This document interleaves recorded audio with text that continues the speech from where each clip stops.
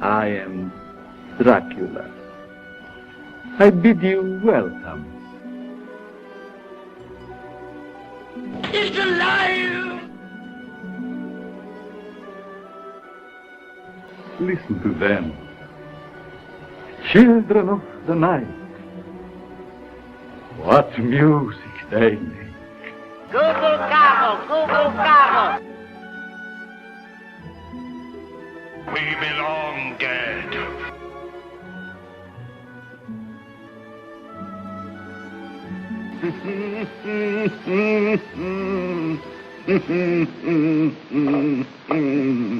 Have a potato. Welcome to this episode of The Good, the Bad and Universal with your hosts Mark and Sam. Today we'll be talking about the 1948 movie Abbott and Costello Meet Frankenstein. Hi Sam. Hey. Now this is one we've both watched numerous times before. Yeah. And I certainly was looking forward to seeing again. I'm guessing you were? Yeah.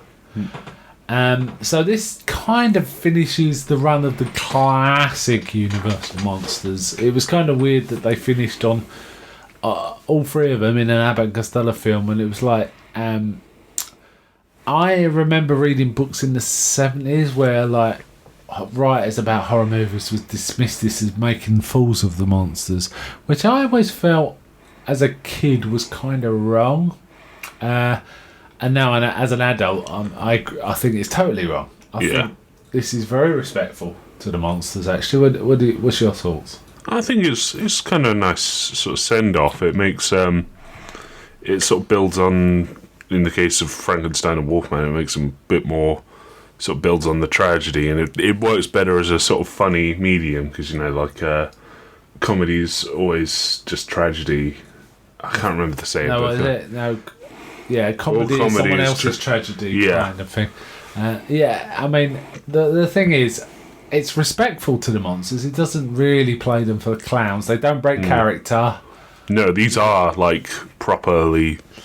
These are the monsters. I mean, it's better than ghosts, if you're going to say. There's only really one time where they sort of break character, and that's where Frankenstein flinches when he sees. I can't remember what Costello. Yeah, no, I forgot his name in film. I knew it was Costello, but it's Wilbur. Wilbur, that's it. Yeah, that's just silly, but it is a great laugh. It does make me laugh very much. I mean, again, the other one where it kind of breaks is the very end with the Invisible Man in the boat. As well. But the Invisible Man did that sort of stuff. So. Yeah. So that kind of maybe it didn't. The story is pretty damn solid. It seems to be a way more solid story, and all the monsters are integrated into the story better than say House. Far better than the House of films. Yeah. Yes.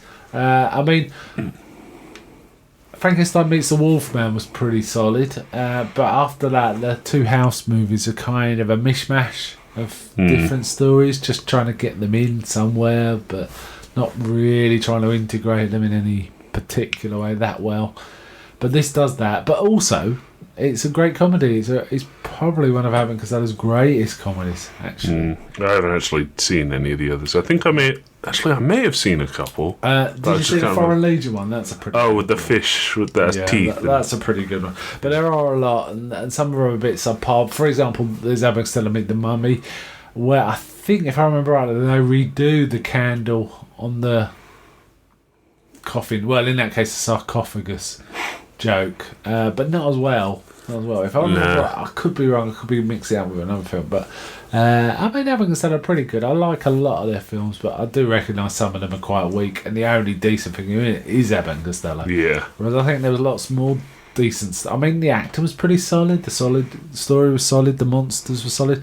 There was some kind of scary moments. The bit in the waxworks is creepy. Yeah, they're sort of stuck, especially Costello. He's moving backwards, and he accidentally walks into like axes and guillotines. And the whole, uncreating the Frankenstein monster was kind of fun too, where he removes the Excelsior and the face is there and stuff like that. He just like panics and tries to put the lid of the box back on. So funny. There's some good running tropes in it, comedy tropes like Bud Abbott cannot understand what these women see in Lucas. Yeah, He keeps saying, "Come out here, I want to look at your face in the light." Things like that. And there's lots of, you share your cigarette with me, you share your shoes with me. Yeah. If I had two women, you can take that cigarette, put on those shoes, and go for a long walk. Yeah, and there's also you got Joan and I've forgotten her name. Mary, is it? I think so. Joan and Mary. No, Joan and another one. And he goes, "Imagine you get a third girl, Mary. What are you going to do then? How are you going to manage 3 girls? Why don't you give one to me?" He goes, "Yeah, okay, you could have Mary." It's kind of things like that. There's some great lines. And I think the actual physical comedy between Lon Chaney and Bud Abbott, Costello, is pretty funny. Where he just grabs him, like shaking him, and it's really kind of funny. Because all of the monsters play it completely straight, as we said. So Talbot's still doing his whole "I'm a monster, woe is me" sort of act. Which leads to more great lines. For example, "I'm a wolf, well, I'm not too bad myself in the night." Yeah, things like that. And what is it? "When the moon comes up, I turn into a wolf. You and 20 million other guys." Which is a bit Groucho Marx, actually. Yeah. It's a good line. And some of the effects are pretty solid as well. Yeah. We see Dracula turn from a bat to a man, don't we? Yeah, this time they've they've done the sort of old, they've just drawn a black shape and sort of changed it into the shape of a bat slowly. Yeah, it's kind of cool. And in this one also, Dracula's got an electric ring which powers up the monster. It's just an affectation, but it's kind of fun.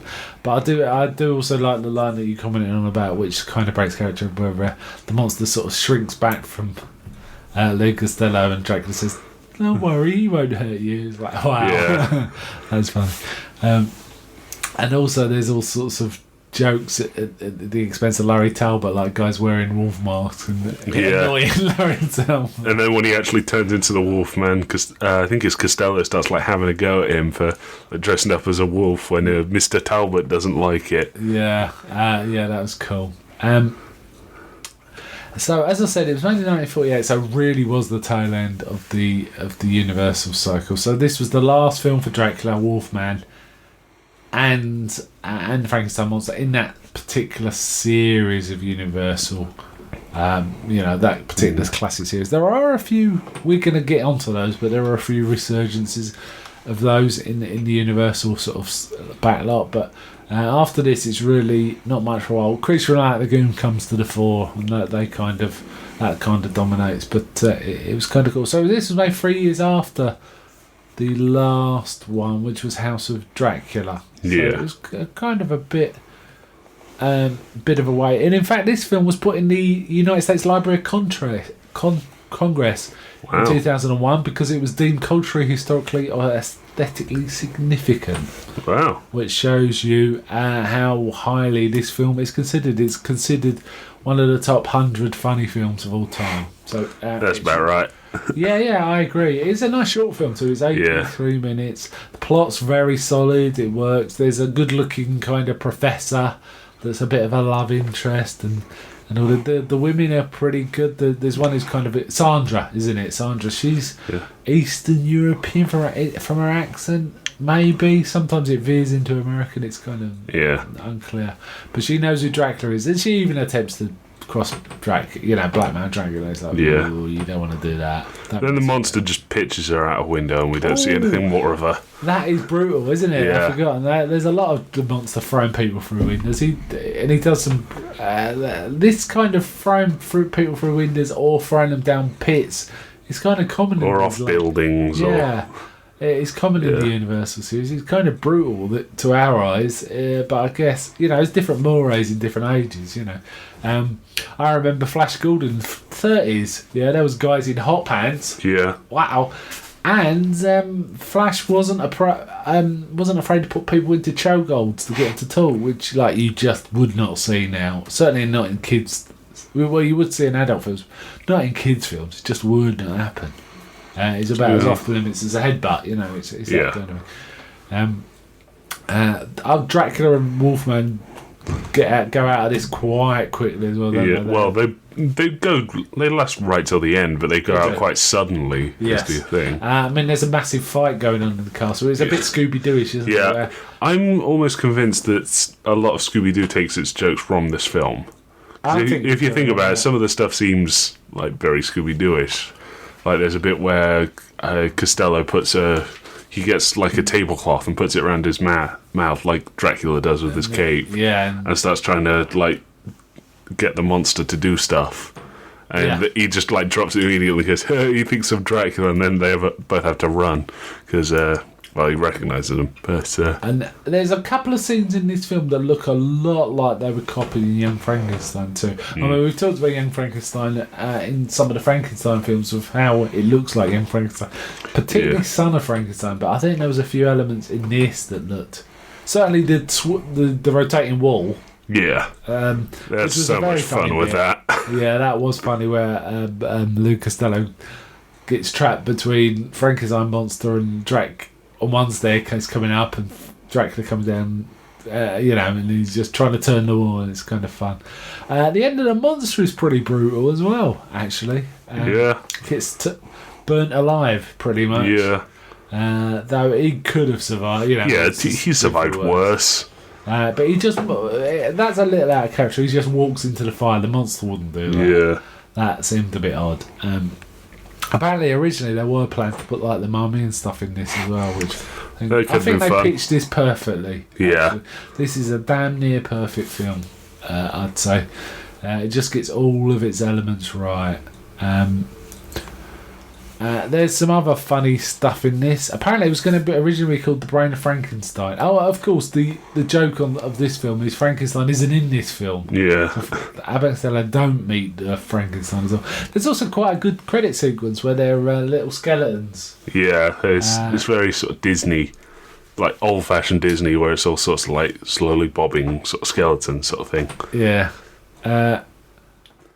Apparently, Lou Costello didn't really like the script that much. But he had all the best lines. Well, the thing is, I think he liked it as it went on. He didn't like it at first, but I thought there were some great lines in it. Unless he added some. I mean, there's some great lines in this. There definitely is. Apparently, during filming, Glenn Strange found it really hard not to crack up Lou Costello. So there was loads of retakes. Apparently, there's a scene where he's sitting on the monster's lap. Yeah. And like pulling like where one of them where am I kind of what's going on kind of faces. Yeah. Apparently they had to do loads of retakes of that. I also know that Bela Lugosi got a bit peeved because he considers himself professional, and they were always goofing about and having custard pie fights and having practical jokes and stuff like that. So Bela Lugosi, I think, got a bit peeved with it. But I think he warmed to them, actually. Once he kind of accepted that's how he was fine. But he wasn't happy at first, and he'd tell them off. He'd just tell them off. It's kind of funny. And this is only the second time he played Dracula. Yeah. In fact, he only played Dracula twice. I mean, he played other vampires, but this is one of that 2 appearances as Dracula. So it's kind of amazing that he pretty much started the Universal horror cycle, and then it was part of the end of this particular classic. So there was kind of. I think it was good. He was still like awesome as Dracula. So again, he was still awesome as Dracula. Yeah, he was good. I mean, it wasn't. He talked a fair bit for Dracula, didn't he? But I thought he was fine. I thought he was good. His accent wasn't as strong as it was in the original film. No, but it was was much more American. Isn't it? Yes. I really like this film. I think it's a really terrific one. Where would you put it in the ones we've seen so far?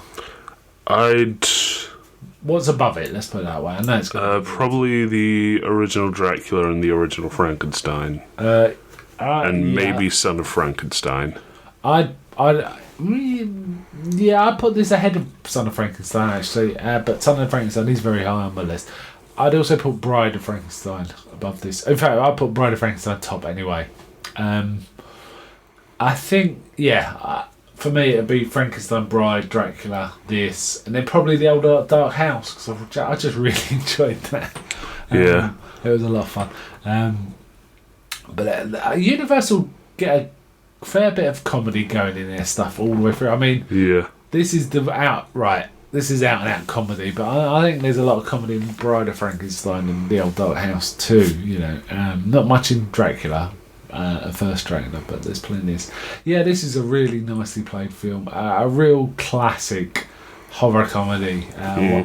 Probably one of the first. Obviously, Bride came first and The Old Dark House came first, but this is probably one of the first ones. Having said that, there's a few things like Cat and the Canary with Bob Hope before this that were pretty good horror comedies too. But I really enjoyed this. I don't think I've got much more to say really. No, there isn't. It's been a good series. Yeah. So far. It's been a lot of fun. There's certainly Creature on the Black Lagoon and a couple of more recent things left, isn't there? Yeah, there probably is. There's three Creature films, and we've picked a few others that are sort of kind of riffing on the Universal stuff rather than being Universal. Having said that, I mean, for example, we've been talking about Months to Go Home. It is a Universal film, but it isn't one of these. It's taking the Universal properties and kind of running with them, really, and which was done in the TV series, but the film's based on the TV series. So, and we've got a few others. Yeah, so this is kind of the end of the run in terms of the classic Universal. Well, we're going to carry on the series for at least 5 or 6 more films, I think. We'll just see how we go. But yeah, this is fun. So what would you give it out of 10? I'd give this a 10, actually. It's an easy one, this 10. On IMDb, it's rated 7.6, which I think is a little low, actually. Feels low to me. But there you go. And as I say, I believe it is one of the best of both Abbott and Costello and the Universal series. I think it just really works well. It's funny, if you look at IMDb, there are some people knitting it up about how the title's not true, and it's like, that's the joke. Okay, all right. Okay, I think we're about done. Yeah. So bye from me. Bye.